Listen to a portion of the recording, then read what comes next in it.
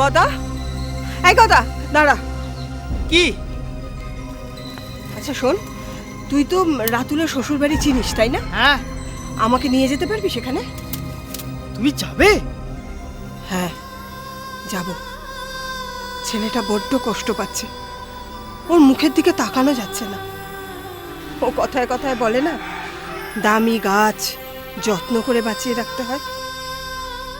ওর পক্ষে সেই বাঁচানোটা আর সম্ভব হচ্ছে না, তাই আমাকেই কিছু করতে হবে।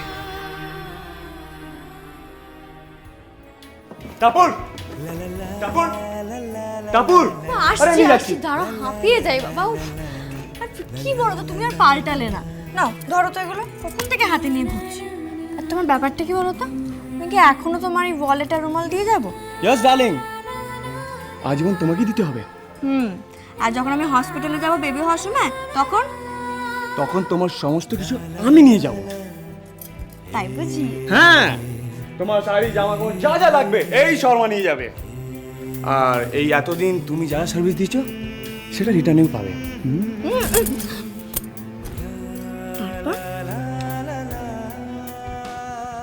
তারপর তোমার বেবি।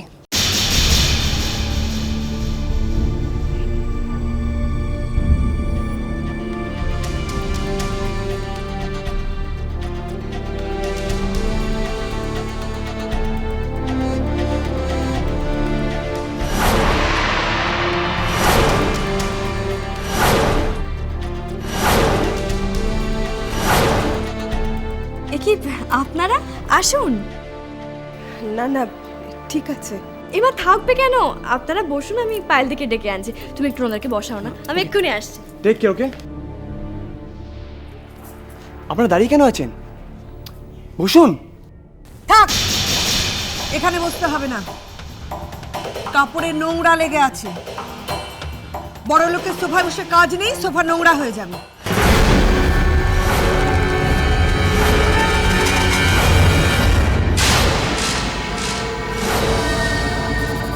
কি হচ্ছে কি মামি? ওরা আমাদের কুটুম। কুটুম? এরা আমাদের কুটুম?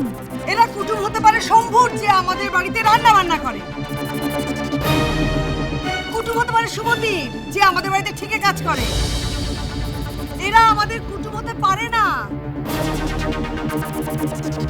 আপনি কিন্তু আমাদের অপমান করছেন।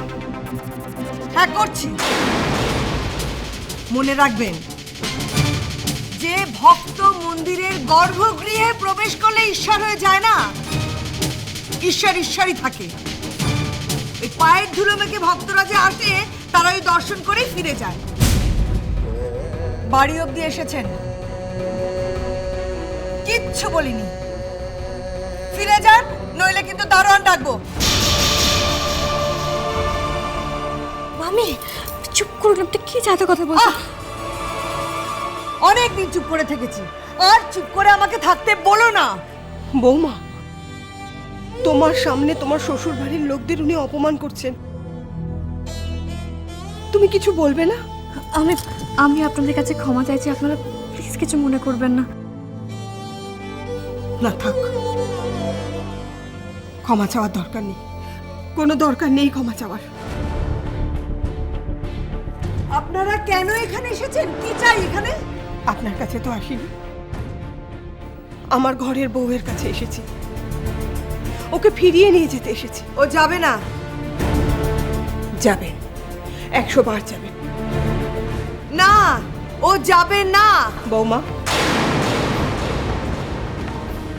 আমি এটা তোমার মুখ থেকে শুনতে চাই। তুমি আমাকে বলো, তুমি যাবে কি যাবে না? রাতুল কিন্তু বড্ড কষ্টে আছে বৌমা, তুমি বলো তুমি যাবে না? লাভ নেই, লাভ নেই, ও বউকে এখান থেকে নিয়ে গিয়ে কোনো লাভ নেই। হ্যাঁ, এরা নাকি ভদ্রলোক, দামি দামি পোশাক পরে, ভগবানের সঙ্গে নিজেদেরকে তুলনা করে। জমদূত, ওরা আবার ভগবান।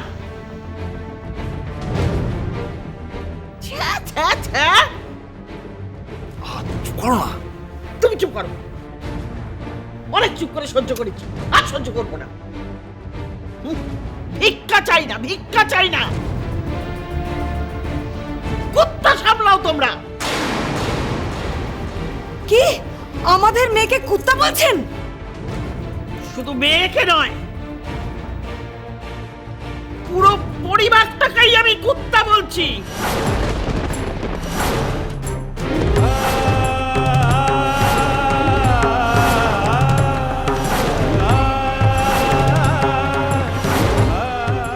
ছ্যা, ছ্যা, ছ্যা, ছ্যা, ছ্যা, ছ্যা। কালে কালে কত দেখবো। বাড়িতে কুটুম এলে, অতিথি এলে তাদের বুঝে এইভাবে অপমান করে।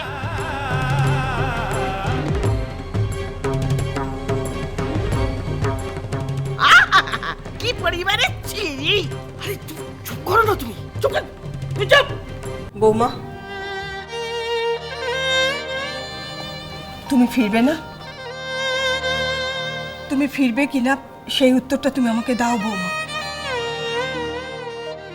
দেখো, এটা সকলের বিশ্বাসের প্রশ্ন, সংস্কারের ব্যাপার।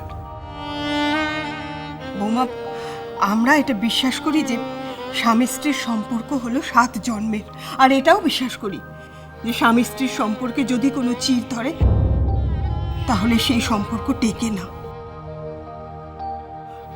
বৌমা, তাও রাতুল তোমাকে ভালোবাসে,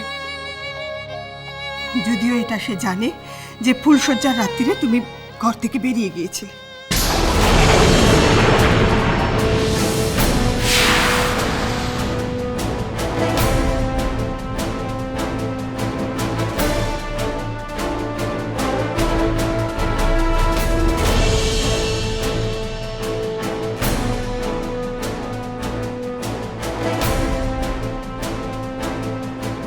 রাতুল এই কথাটা বলে দিয়েছে? এটা রাতুল ঠিক করলো না। ওর নিজের বউয়ের সম্মান নিজে রাখতে পারলো না। ছোট মুখে বড় কথা হবে। উনিও তো ওনার স্বামীর সম্মান রাখেননি। থাক, কোনো বাঘ বিতণ্ডায় আমি যেতে চাই না। বৌমা, তুমি আমাকে বলো, তুমি ফিরবে কি না? বললাম তো ও যাবে না।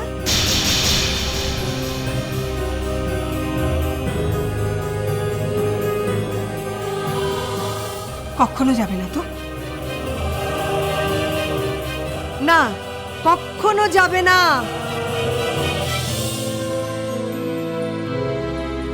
বেশ, আমি কিন্তু আমার ছেলের অন্যত্র বিয়ে দেব। একটা কেন?